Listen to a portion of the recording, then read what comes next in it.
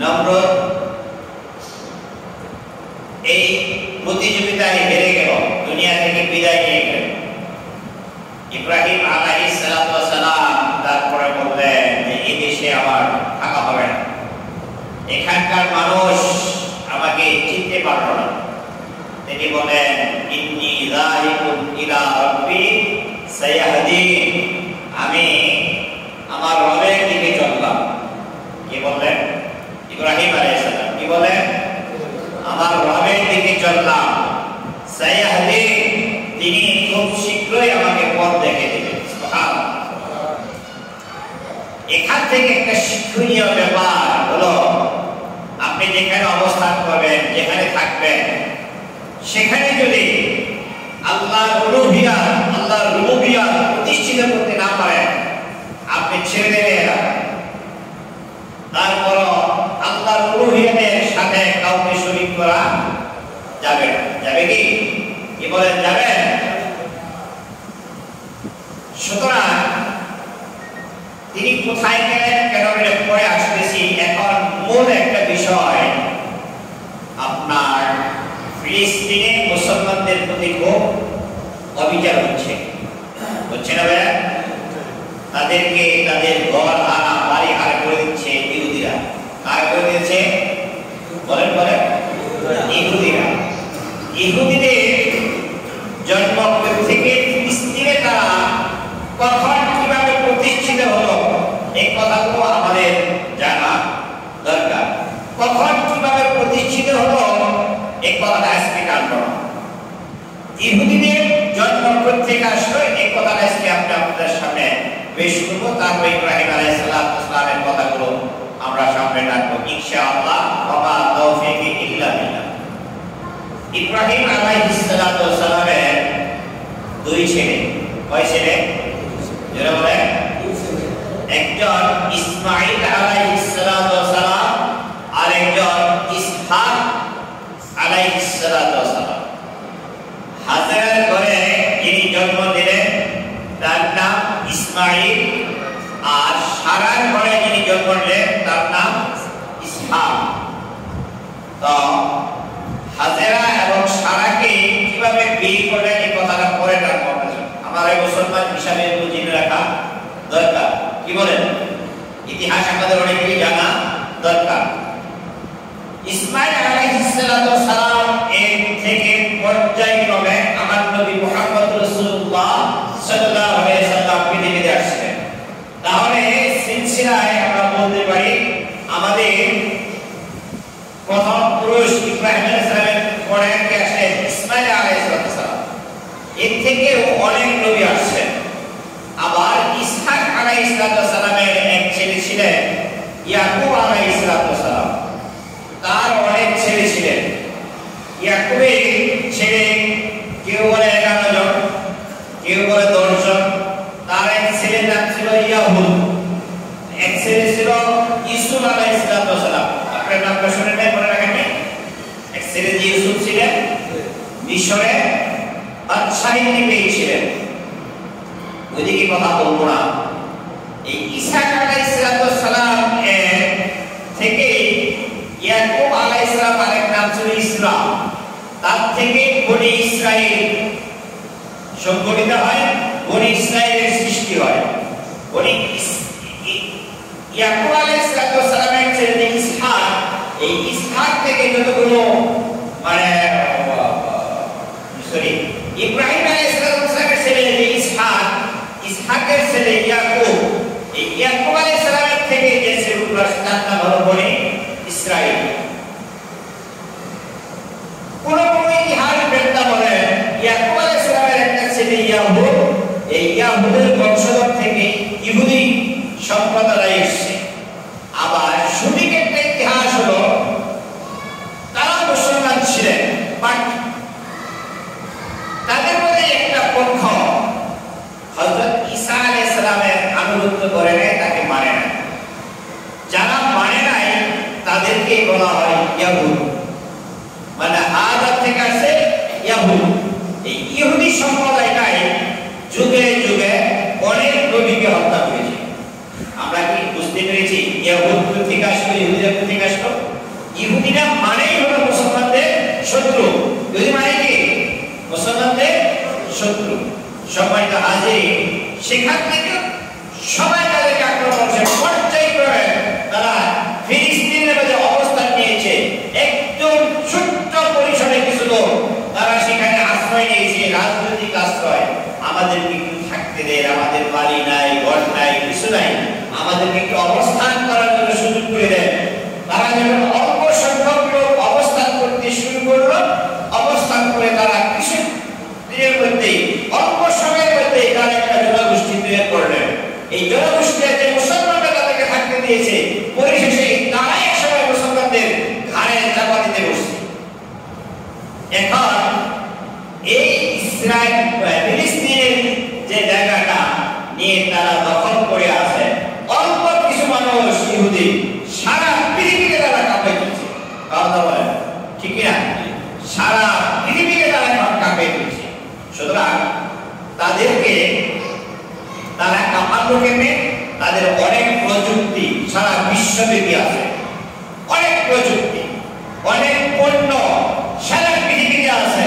যে পণ্যগুলো মুসলমান ভোগ করে, মুসলমান ভোগ করে যে ব্যবসাটা তাদেরকে দেয়, মুসলমানদের কাছ থেকে ব্যবসা নিয়ে আবার মুসলমানের উপরে তারা আক্রমণ আছে। কথা বলেন ঠিক না? আমি কিছু কিছু জিনিসের নাম বলি। কোকা-কোলা বলেন, কোকা-কোলা অনেক মসজিদে হুজুর বড় হয়। আচ্ছা এরকম গোশতটা একটু ভাত খাইয়া কলা খাইয়া বাইরে সেমিরা প্রিয়া। কথা বলেন আছে কি? কোকা-কোলা, সেভেন আপ, এরকম আরো কোন জিনিস আছে এরা এই ইহুদিদের মানে প্রোডাক্ট, এইগুলো আমরা খেয়ে ওদের কাছে ব্যবসা নিয়ে মুসলমানদেরকে তারা ধ্বংস করতেছে, মুসলমানের উপরে মারতেছে। সুতরাং এই পণ্যগুলো আমাদের বর্জন করা দরকার আছে না নাই? এগুলো দরকার আছে না নাই? আমরা এখান থেকে প্রতিজ্ঞা করতে পারি, এই ইহুদিদের প্রোডাক্ট যা আছে এটা বর্জন করে অন্য প্রোডাক্ট, দেশীয় যে প্রোডাক্ট আছে এটা আমরা ব্যবহার করবো। পারবো না ইনশাআল্লাহ? এগুলো পারবো না? আমরা সকলে এই ইহুদিদের প্রোডাক্টগুলো বর্জন করলে এখানে একটা জিহাদ বের হবে। দেখা যাবে সেভেন আপ খাইতে খাইতে অভ্যস্ত হয়ে গেছি, এবং সেভেন আপ বাদ দিয়ে অন্য যে প্রোডাক্ট আছে আমরা এটা খাবো। আর সেভেন আপ না খাইতে কি হয়? ড্রিঙ্কস না করে কোনো অসুবিধা আছে? দেখেন মুসলমানদেরকে, আমরা মুসলমানরা কাফের, আমরা কোনো জিনিস তৈরি করি না। এই যে প্রাণ আপ আছে একটা প্রাণ আপ, এটা কাদের প্রোডাক্ট? জানেন? কাদিয়ানীদের প্রোডাক্ট। প্রাণের যত কিছু আছে প্রত্যেকটা দোকানে খুঁজে দেখবেন সবচেয়ে খাদ্য এর মধ্যে প্রোডাক্ট বেশি প্রাণের। ঠিক না? সবচেয়ে বেশি প্রোডাক্ট কিসের? প্রাণের। প্রাণ কাদের প্রোডাক্ট? কাদিয়ানীদের প্রোডাক্ট। এই কাদিয়ানীদের প্রোডাক্ট আমরা খাইয়া আমরা সেই কাদিয়ানীদেরকে মানে শক্তিশালী করতেছি। কাদিয়ানীরা কাকে বলে? কাদিয়ানী কাকে বলে এটা একটু বোঝা দরকার। আমাদের শেষ নবীর নাম কি বলেন তো আপনারা? মুহাম্মাদুর রাসূলুল্লাহ। ঠিক কি না? আমাদের শেষ নবীর নাম মুহাম্মাদুর রাসূলুল্লাহ। যখন আপনাদের সামনে কেউ যদি বলে আমরা মুহাম্মদকে শেষ নবী মানি না, আপনি কি তার লগে খাতির করবেন? হ্যাঁ, আল্লাহু আকবার, আল্লাহু আকবার। গোলাম মুহাম্মদ আজ কাদিয়ানী যারা আছে তারা মুহাম্মদকে নবী মানে, বাট শেষ নবী মানে না। আমি আরেকটা জিনিস আমাদেরকে বোঝার জন্য দিচ্ছি, মাথায় চিন্তা করেন। কাদিয়ানীরা পুরা কোরআনের সামান্য একটা আয়াতের কিছু অংশ বিশেষ মানে, কোরআনের পুরা কোরআন তারা মানে। ভালো করে বোঝা, কাদিয়ানীরা পুরা কোরআন তারা মানে, একটা আয়াতের কিছু অংশ মানে। কি অংশটা? আল্লাহ তাআলা বলেছেন খাতামান নবিয়্যিন, মুহাম্মদুর রাসূলুল্লাহ কি খাতামান নবিয়্যিন। এই অংশটুকু তারা মানে না, যে মুহাম্মদ শেষ নবী নয়। এই শেষ নবী নয় এটা না মানার কারণে তাদেরকে সারা বাংলাদেশের মুসলমান আলেম ওলামা যারা আছে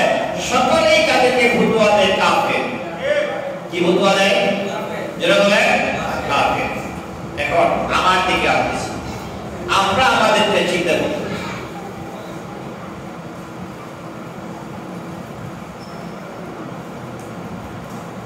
কাদিয়ানীরা যদি একটা আয়াতের কিছু অংশ না মানার কারণে তারা কাফের হয়, আমরা যদি কোরআনের অনেক আয়াতই না মানি, আমরা কি বলেন আমাদের অবস্থাটা কি হবে?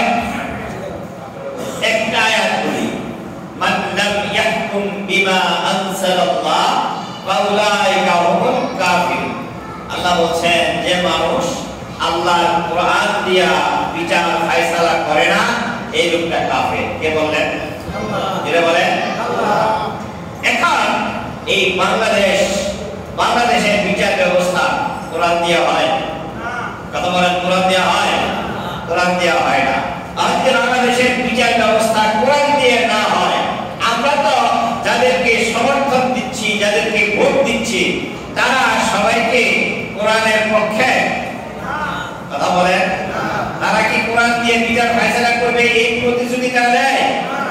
তারা প্রতিশ্রুতি, তারা খালি বলে আমরা মানুষের সেবার জন্য কাজ করব, কোরআনের আইন প্রতিষ্ঠা করব, এই কথা কেউ একটা দল বলে। একটা তো একাধিক দল আছে, তারা বলে যে সৎ লোকের শাসক চাই, আল্লাহ বলেন আল্লাহ আইন চাই। এখন আমরা যারা মুসলমান আছি, এই বাংলাদেশে বহু পীর আছে, বহু মাশায়েখ আছে, তাবলীগওয়ালা আছে, সকলেই আমরা ইসলামের পক্ষে কথা বলি, ইসলামকে প্রতিষ্ঠিত করার জন্য কথা বলি, কিন্তু নির্বাচন আসলে ভোট দেই তাদেরকে যারা ইসলামের সবচেয়ে বেশি ক্ষতি করে। কথা বলেন ঠিক কিনা? তাদেরকে ভোট দিয়া এখন নির্বাচনের আগে হামলা জিয়াবাজি, নির্বাচন গেলেই তারা করে হামলা জিয়াবাজি। কথা বলেন ঠিক না ঠিক?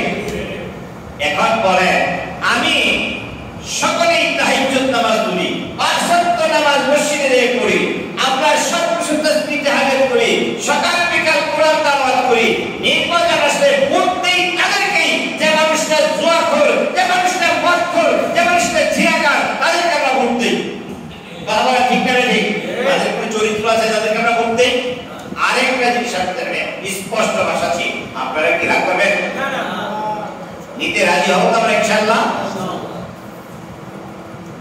আমাদের নবী মুহাম্মদ রাসূলুল্লাহ সাল্লাল্লাহু আলাইহি সাল্লাম, তার আদর্শ, তার আনুগত্য আমাদের করা সুন্নাত নফল। বলেন তো, রাসূলের আনুগত্য করা সুন্নাত নফল? ফরজ। রাসূলের আনুগত্য করা কি ফরজ? আতিউল্লাহ ওয়া আতিউর রাসূল। আল্লাহ কি বলেছেন? তোমরা আল্লাহর আনুগত্য করো, রাসূলের আনুগত্য করো। সুবহানাল্লাহ বিহামদি। সুতরাং রাসূলের আনুগত্য করা কি ফরজ? রাসূলের আনুগত্য করা ফরজ। এখন এইবার আসেন, আমরা যে সকল আদর্শগুলো বাস্তবায়নের জন্য লড়াই করি, কয়জন আছি আমরা যে রাসূলের আদর্শ বাস্তবায়নের জন্য চেষ্টা করি? আমাদের দেশে হাজী, গাজী, ইমাম, উলামা, মুন্সি যারা আছে, অধিকাংশই আমরা লড়াই করি, সংগ্রাম করি মানুষের তৈরি করা আইন বাস্তবায়নের জন্য, যার আদর্শ আমরা বলি অমুক ভাই সমুক ভাই। কথা বলেন ঠিক না বেঠে? মক্কা ভাই আর সক্কা ভাই যাই বলে, তারা মানুষের তৈরি বাস্তবায়নের জন্য লড়াই করে, একজন নাই যারা রাসূলের আদর্শ বাস্তবায়নের জন্য লড়াই করে। কথা বলেন ঠিক না বেঠে? এইটা আরেকদিন আপনাদের সামনে কথা আমি বলেছি, একটা দল এই দেশের শান্তি প্রতিষ্ঠার জন্য দফা দিয়েছে 31টা। ঠিক না? দফা দিয়েছে কয়টা? যারা বলে 31টা। আর এই পৃথিবীর মানুষ শান্তির জন্য যে ফর্মুলাটা দিবে, এই ফর্মুলাটা কে দিবেন? মানুষ দিবেন না আল্লাহ দিবেন? আল্লাহর ফর্মুলা বাদ দিয়ে, মানুষের তৈরি করা ফর্মুলা দিয়ে মানুষ কি শান্তি পাবে? বুঝেন না? মানুষের তৈরি করা ফর্মুলা দিয়ে মানুষ শান্তিতে বসবাস করতে পারবে না। আবু জেহেল আল্লাহরে মানত না, যুদ্ধে যাওয়ার সময় কাবা ঘর ধরে বলে গেছিল, আল্লাহ যে হক আছে তারে তুমি জয়ী করে দিও। মুহাম্মদের বিরুদ্ধে যুদ্ধ করবে, কাবা ঘরের ইরাক বলতেছে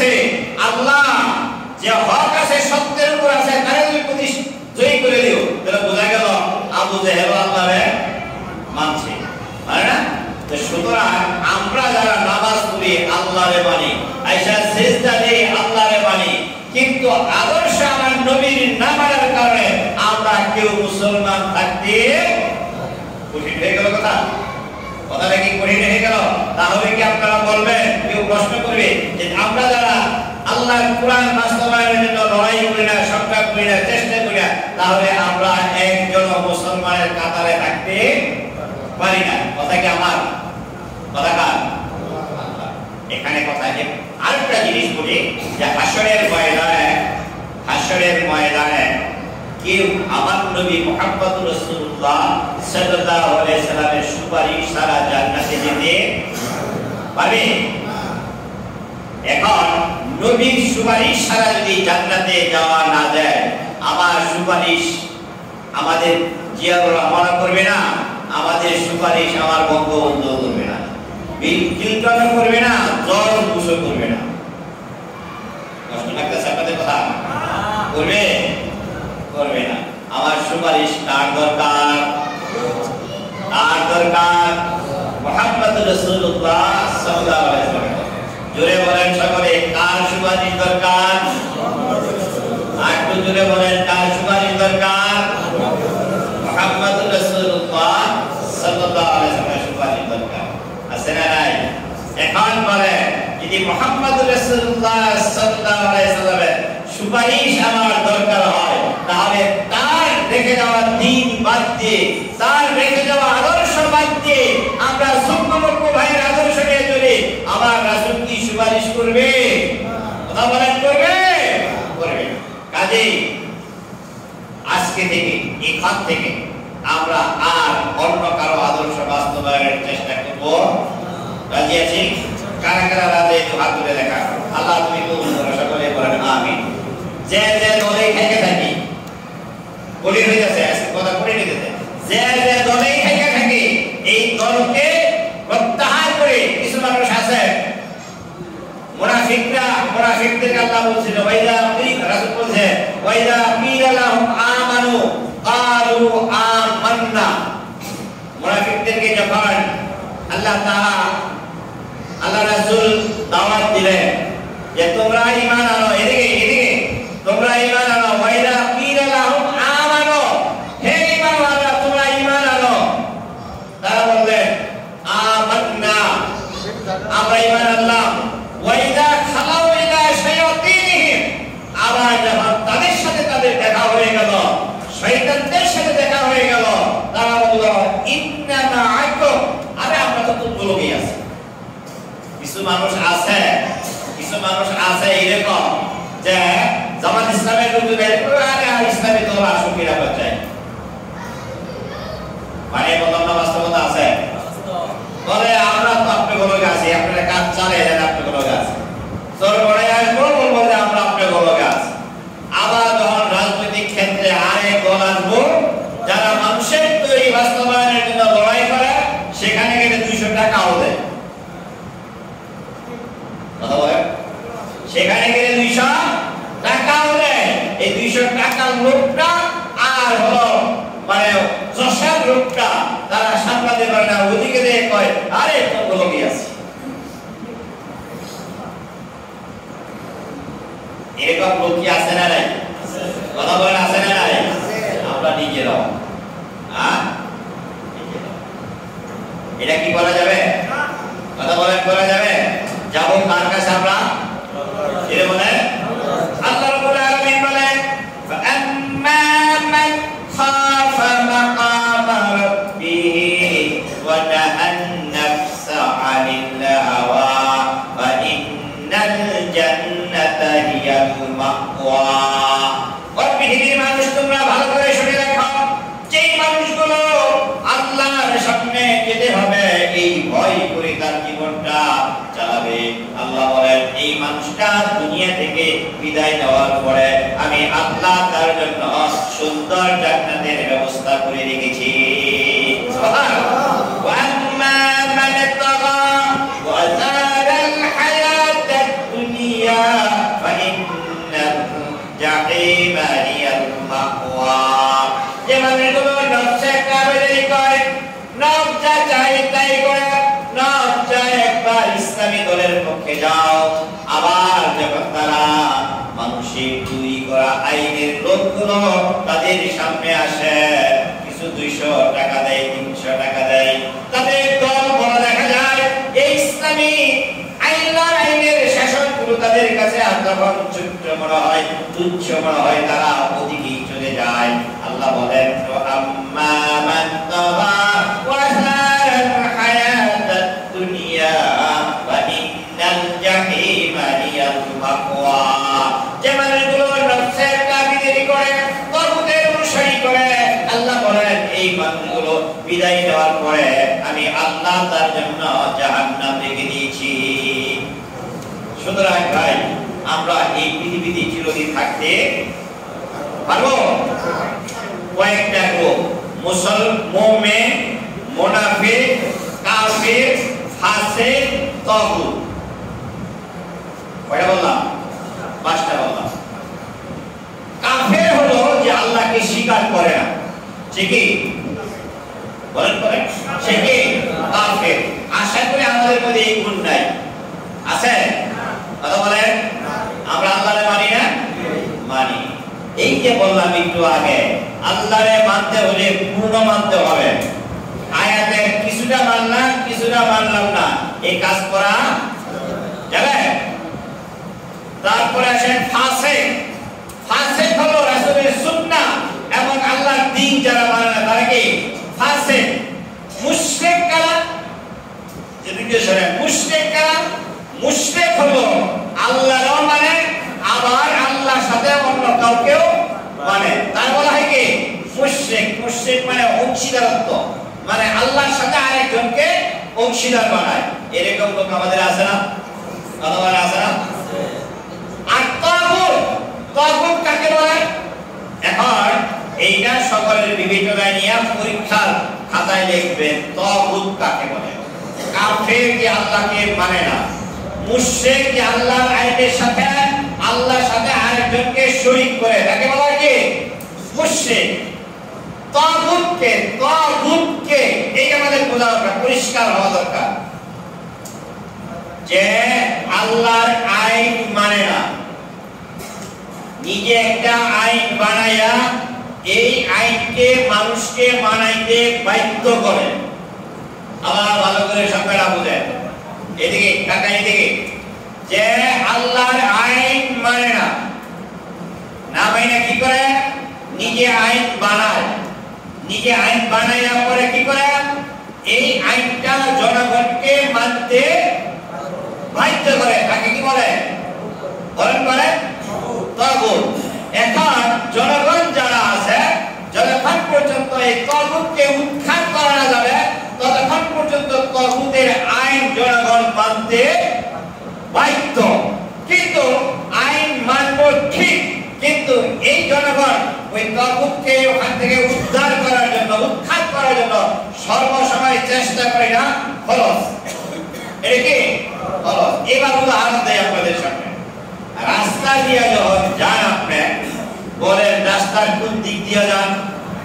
বাম দিক। বলেন করেন, বাম দিক। হোন্ডা নিয়ে যখন যাবে, কোন দিক দিয়ে যাবে? বাম দিক। প্রাইভেট কার নিয়ে যাবে, রাস্তার কোন দিক দিয়ে যাবে? বাম দিক। এটা আপনার ইচ্ছাই না সরকারের আইনের কারণে? বলেন, সরকার আইনের কারণে। তাহলে আপনি রাস্তার বাম দিকে যেতে বাধ্য। এই বাধ্যটা করেছে কি সরকার। বাম দিক দিয়ে যাওয়া কি ইসলামের আইন আছে? যারা বলেন আছে? নাই। তাহলে তাগুতকে আমরা বুঝাতে পারলাম। আপনি যদি বলেন যে আমি সরকারের আইন মানি না, ডাইন দিক দিয়ে যাবো, তাহলে অ্যাক্সিডেন্ট হবে, তখন আপনার অ্যাক্সিডেন্ট হতে হবে। বিচারক, জজ সাহেব বিচারে বসছে, ম্যাজিস্ট্রেট বিচারে বসছে, বসার পরে চোর চুরি করছে, চুরির কোরআনের আইন কি? আস-সারিকু ওয়াস-সারিকাতু ফাকতাউ আইদিয়াহিমা, চোর চুরনির উভয়ের হাত কেটে দাও। বলেন বিচারক ওই বিচারালয়ে বসে আল্লাহর আইনটা এটা বাস্তবায়ন করতে পারে? বলেন পারে না। সরকার যে ল দিয়েছে, মধ্যে যা আছে এইটা সে মানতে বাধ্য।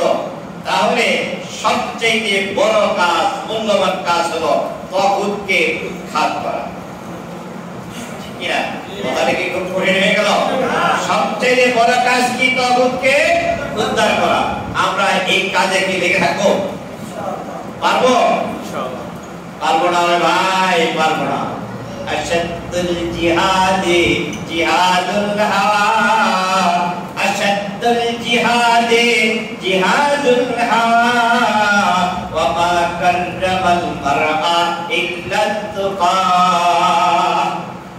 যদি আমরা মনে করতাম যে আমার এই দুনিয়াটা ছেড়ে চলে যেতে হবে। গতকালকে একটা দুয়ার প্রোগ্রামে গিয়েছিলাম ঢাকা। একটা কামিল মাদ্রাসার প্রিন্সিপাল, অল্প বয়সে বেচারা অনেকগুলো কাজ করেছে, সমাজের জন্য অনেক কাজ করেছে। কয়েকটা মসজিদ করেছে, হাসপাতাল করেছে, তারপরে কয়েকটা মাদ্রাসা করেছে। নিজে সরকার একটা কামিল মাদ্রাসার প্রিন্সিপাল ছিলেন। বয়স মাত্র 42-43। আমার সাথে খুব সখ্যতা ছিল। বরিশাল বাড়ি যাইতেছে, বাড়ি যাবে, তার একটা মেডিকেল আছে, মেডিকেলটার ওখানে যাবে, বাসায় যাবে। বাসে উঠছে, উঠার পরে বলতে যাওয়ার কবিদেরকে বলা গেছে, সাথে কেউ ছিল না, তাকে সাথে একটা মেডিকেলে নিয়েছে। মেডিকেল নেওয়ার পরে মেডিকেলটা তাকে মৃত ঘোষণা করেছে। মসজিদে আসছেন, বাড়ি যেতে পারবেন? রাখি আছে? রাখি যেহেতু নাই, যাবো কার কাছে? আজকে থেকে এখান থেকে প্রতিজ্ঞা করে নিব, আমি যতদিন বেঁচে থাকি আল্লাহর আইনের জন্য কাজ করব। মানুষের তৈরি করা আইনকে তুচ্ছভাবে ছেড়ে দিয়ে আল্লাহর আইনের পক্ষে থাকবো। কেন বাজে আছি? আল্লাহ হাত তুলে দেখা। আল্লাহ তুমি কবুল করো, সকলে বলেন আমিন।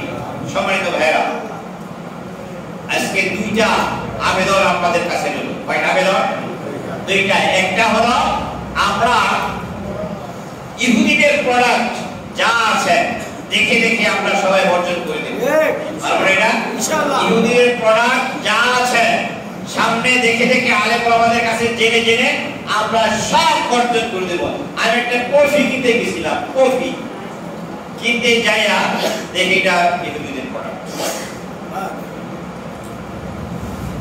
অনেকেই আছে, কেউ কালকে ফেসবুকে দেখলাম ওই যে কোকা-কোলার যে ডিবাগুলা, এই ডিবাগুলার মানে কি বলে ওই যে বাইরে যে মানে লেভেল এটা মুইসা দিয়া অন্য লেভেল লাগাইতেছে। আপনারা বলেন বাইরের লেভেল মুইসা দিয়া অন্য লেভেল লাগাইলে কি এটা ইহুদিদের প্রোডাক্ট বাতিল হয়? না, ভিতরে তো সেইটাই আছে।